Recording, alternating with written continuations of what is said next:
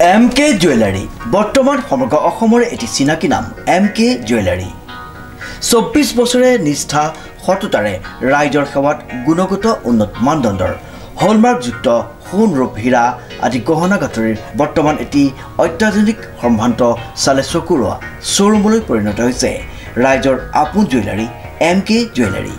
বিয়া বাৰু জন্মদিন বা অন্য কোনো বিশেষ মুহূৰ্তত আপোনজনক যদি সোণ ৰূপ হীৰা বা অন্য যিকোনো গহনা উপহাৰ দিব বিচাৰে তেন্তে MK জুৱেলাৰীক সদায় পাব আপোনালোকৰ কাষত। প্ৰিয় গ্ৰাহকসকলৰ যদি সোণ ৰূপ বা তাম আদি গহনা গাঁথৰিৰ কোনো সমস্যা থাকে তেন্তে আমি আমাৰ নিজা কাৰখানাত ততাতৈয়াকৈ গ্ৰাহকৰ সুবিধাৰ প্ৰতি লক্ষ্য ৰাখি তৎক্ষণাত সমাধা কৰোঁ। আপোনাৰ মৰমৰ পুত্ৰ বা জীয়ৰীৰ শুভ বিবাহৰ বাবে আমাৰ শ্বৰুমত হলমাৰ্কযুক্ত বিয়াৰ সম্পূৰ্ণ গহনা পোৱা যাব উচিত মূল্যত আৰু উচিত মানদণ্ডত। পুৰণি সোণৰ গহনা সলনি কৰি অত্যাধুনিক ন ডিজাইনৰ গহনা আমাৰ MK জুৱেলাৰীৰ পৰা ক্ৰয় কৰিব পাৰিব।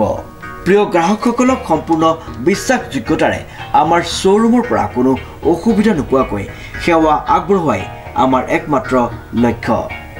গতিকে আজিয়েই সপৰিয়ালে আহক আমাৰ শ্বৰুম MK জুৱেলাৰীলৈ আৰু লৈ যাওক আপোনালোকৰ সপোনৰ গহনা গাঁথৰিসমূহ।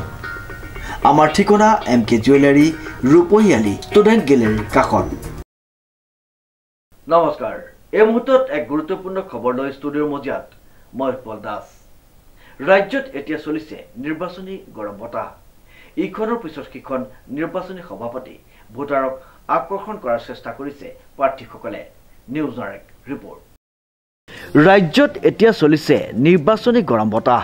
ইখনৰ পিছত সিখন নিৰ্বাচনী সভা পাতি ভোটাৰক আকৰ্ষণ কৰাৰ চেষ্টা প্ৰাৰ্থীৰ। আজি আমি দেওদেৱী পাৰঘাট ভোটৰ সভালৈ আহিলোঁ। আমাৰ মাজত 12 নং লখিমপুৰ লোকসভা সমষ্টিৰ সাংসদ প্ৰদান বৰুৱা সহধৰ্মিনী বাইদেউৰ লগত আমি প্ৰচাৰ আজি অভিযান আৰম্ভ কৰিছোঁ। অতিকৈ আমি সুখ অনুভৱ কৰিছোঁ। আজি আমি যেটা প্ৰায় 12খনমান বুথত আমি সোমাইছোঁ। শেহতীয়াভাৱে আজি আমি দেওদেৱী পাৰঘাটত উপস্থিত হৈছিলোঁহি। আমিতো ইয়াত কোনো আনুষ্ঠানিকতা ৰক্ষা কৰি আমি মিটিং উদযাপন কৰা নাছিলোঁ। যদিও ৰাইজৰ বিপুল সঁহাৰিত আমাৰ সাংসদৰ সহধৰ্মিনী বাইদেউক উপস্থিতিত ৰাইজে বিপুল আদৰি লৈছে আৰু সাংসদগৰাকী বিভিন্ন পৰ্যায়ত সভা সমিতিত ব্যস্ত থকাৰ কাৰণে বাইদেউৰ লগতে আমি আজি ঘিলামৰা, বৰদৈবাম আৰু ধেমাজি জিলাৰো বিভিন্ন প্ৰান্তত কেইবাখনো মিটিং আমি অনুষ্ঠিত কৰিছিলোঁ আৰু শেষত আপোনালোকৰ মাজত উপস্থিত হ'লোহি। ইয়াত এটাই ভাল লাগিছে, তাৰমানে আমি এই ভোট কেন্দ্ৰটোত আগতে আমি যি সন্দেহ কৰিছিলোঁ সেই সন্দেহটো আজি আমাৰ মনলৈ অহা নাই। এইটো কাৰণে অহা নাই, ৰাইজক আমি মতা নাই, ৰাইজ নিজে ইচ্ছাকৃতভাৱে আহিছে। কাৰণ ৰাইজে গম পাইছে মাননীয় নৰেন্দ্ৰ মোদী ডাঙৰীয়া আৰু মুখ্যমন্ত্ৰী হিমন্ত বিশ্ব শৰ্মা ডাঙৰীয়া, সাংসদ প্ৰদান বৰুৱা, মাননীয় বিধায়ক নৱকুমাৰ দলে ডাঙৰীয়া, গোটেইকেইজন প্ৰতিনিধিক ইমান ধুনীয়াকৈ আগবঢ়াই লৈ যাবৰ কাৰণে আজি আপোনালোকে সুবিধা দিলে আৰু আপোনালোকৰ এই অঞ্চলৰ বাট ঘাট ৰাস্তা ঘাটকে আদি কৰি বিভিন্ন পৰ্যায়ৰ সা সুবিধাবিলাক এইখন চৰকাৰ দিনত পোৱাৰ কাৰণে ৰাইজে বিপুল সঁহাৰি জনাইছে।